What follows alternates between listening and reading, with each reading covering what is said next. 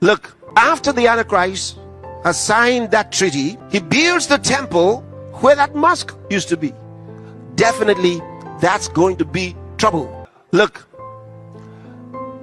after the Antichrist has signed that treaty, a lot in the world would love him because he seemed to have solved the problem that everybody else tried. Peace in the Middle East. So he's said to have finally brought peace to the Middle East. So he's loved by a lot of people. And then he helps them in the building of the temple. He solved the problem. He builds the temple where that mosque used to be. Definitely, that's going to be trouble. Why? Because the Muslims, they were, according to Ezekiel chapter 38, read chapter 38 and 39, they come into a league with Russia and they spring a surprise attack. Russia and allies invade Israel when Israel is at rest. Now this is very important. This helps you to understand when that invasion is likely to take place, because the Bible says that they would come when Israel is at rest, when Israel is at peace. And the only time they're going to be at peace is after the signing of the treaty with the Antichrist. He will not be called the Antichrist at that time. Everybody thinks he's a wonderful leader. Say, but we know from the Bible that he will be the Antichrist. So he signs that peace treaty and everybody loves him. Israel loves him. He's the man of peace. But the Bible says, when they shall see peace, go to 1 Thessalonians chapter 5, verse 3. For when they shall say peace and safety, then sudden destruction cometh upon them, as travail upon a woman with child, and they shall not escape. You see, so Israel is attacked by Russia and the allies. You say, how do you know it's Russia? When you study in Ezekiel 38, you will know. So, and the other nations, okay, Iran will be part of that. All right, there's several countries mentioned that will be part of that attack. So, but the Bible says they will be defeated by Israel. This is an interesting thing. They will be defeated because they will not be helped. But God will help them. Other nations will not come to their aid. And Israel will defeat that massive group. Now, here's the interesting thing. Why this is very important is that the Antichrist at this time is not controlling the world. But the European nations will accept him. He's a nice, wonderful political leader. He's solving the Middle East problem. He's solving other problems. So everybody likes him. But Russia resists him. And some other countries. And that's why even though he signed this treaty, Russia blindsides them and attacks Israel. Now this is all prophetic. And now that Russia and the allies are defeated by Israel, according to the Bible, what's left? The Antichrist and his European allies see that the only obstacle to their world domination has been removed. So right away they become the sole world power. So the Antichrist now takes over everything, because the only power to withstand them at that time, in fact, you may say, what about the United States? What happens with them? Interesting, the only places in the Bible that refer to what we might term the United States and some allies, according to the Bible, stand back. And all they say to Russia is, are you going to take a spoil? They stand back. They don't stop Russia. They let them go. It tells us something. So at that time, they get defeated by Israel, God helping them, And the Antichrist, being still known as a man of peace and a friend, even though he guaranteed their security and failed to deliver, there will be trouble.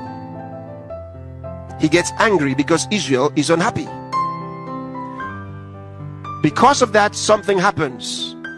This is now the middle of the 7-year treaty that he signed with Israel. We're now 3.5 years into the 7 years. So he's angry. He's unhappy with Israel. He breaks the treaty here. He breaks it. Let's read Daniel chapter 9 verse 27. And he shall confirm the covenant, that's the treaty, with many for 1 week. So several nations together with him signing that treaty with Israel. And in the midst of the week I told you is 7 years. In the middle of the week, he shall cause the sacrifice and oblation to cease. He's angry and he does something terrible. Now, when he tells us he shall cause the sacrifice and oblation to cease, he's telling us something. As at this time, the temple has already been built, and Israel is back to worshiping God, and that's why God helped them against their adversaries. You see, that's why God helped them against their adversaries. So what happens is the Antichrist now breaks the treaty and moves his headquarters to Jerusalem. He had been operating from Europe, having 2 offices, one in Europe, one in Jerusalem. Let's look at it. Go to Daniel chapter 11 verse 45.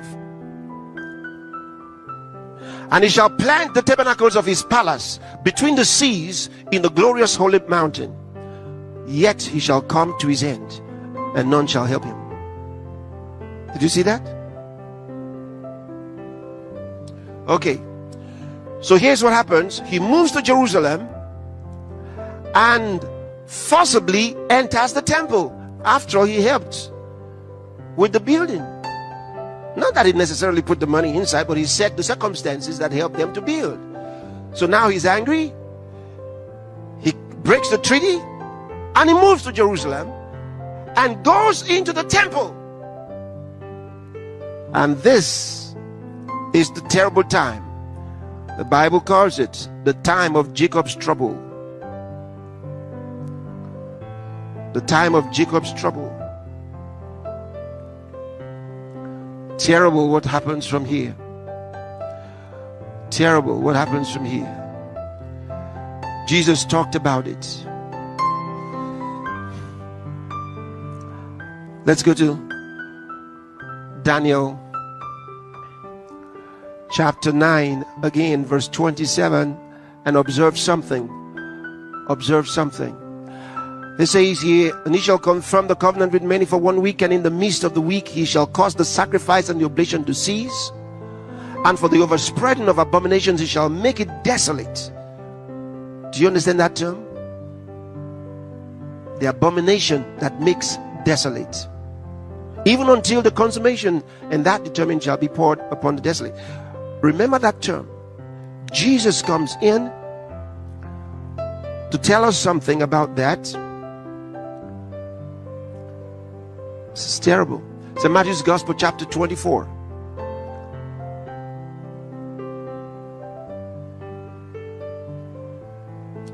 From verse 15. When ye therefore shall see the abomination of desolation spoken of by Daniel the prophet stand in the holy place. What is Jesus telling you? That he's going to come into the temple.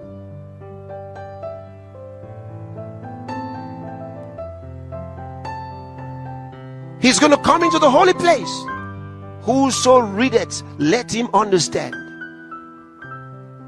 I told you there are types, you know, years before, 150 years before, they thought it was Antiochus for Epiphanes. They thought he was the one because he did exactly like this. He moved into the temple and offered sacrifices of pigs on God's altar. And many thought that was the Antichrist. But no, that was before Jesus. Now Jesus tells us this is it. Alright, my family, there you have it with the man of God by person of the highest esteemed, Reverend Dr. Chrisoyakhilome, DSC. This is not a video, it's actually an audio, and I'm sure that you took your time to listen to it. Alright. But the message I'm actually passing is towards the rapture of the church, you see, and the Antichrist will be revealed before the rapture happens, you see.